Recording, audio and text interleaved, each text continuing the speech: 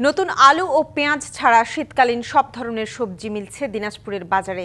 সরবরাহ ভালো থাকার পরও এবার দাম তেমন কমছে না। এ নিয়ে ক্রেতাদের মধ্যে রয়েছে অসন্তোষ, যদিও বিক্রেতারা বলছেন ধীরে ধীরে কমছে দাম।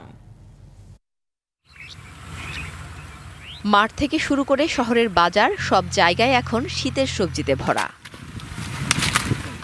প্রথম পর্যায়ে বাজারে আসা শীতকালীন সবজির দাম বেশ চড়া থাকলেও সরবরাহ বাড়ার সাথে সাথে কমতে থাকে দর।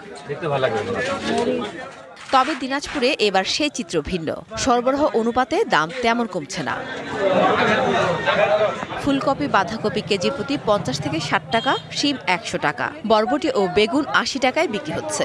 4 গুণ শক্তিশালী এনজাইম ও অধিক ফেনা সমৃদ্ধ অরিক সিলভার ওয়াশ মাত্র 70 টাকায়। সবজির দাম অনেক কমেছে, যেমন আপনার ফুলকপি ছিল 80-90 টাকা, সে ফুলকপি এখন 40-50 টাকা চলে আসছে। শীতের সবজি উঠাতে আমদানি হওয়ার কারণে বাজার মূল্য অনেকটা কমে আসছে। প্রতিদিন এক হচ্ছে না, কোনোদিন কম কোনোদিন বেশি। শীতের সবজি ফুলকপি 40-50। সবজির দাম নিয়ে অসন্তোষ ক্রেতাদের। তাদের অভিযোগ, সব ধরনের সবজির পর্যাপ্ত সরবরাহ থাকলেও দাম বাড়তি। শীতের সবজি হিসেবে বাজারে প্রচুর সবজি আমদানি হয়েছে, দাম সাধারণ ক্রেতাদের নাগালের বাইরে।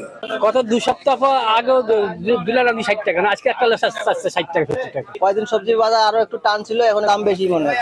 সারা বছর পাওয়া যায় এমন সবজির তুলনায় শীত মৌসুমে শিশির ভেজা সবজিতে স্বাদের ভিন্নতা আছে, তাই ক্রেতাদের চাহিদাও বেশি এসব সবজিতে।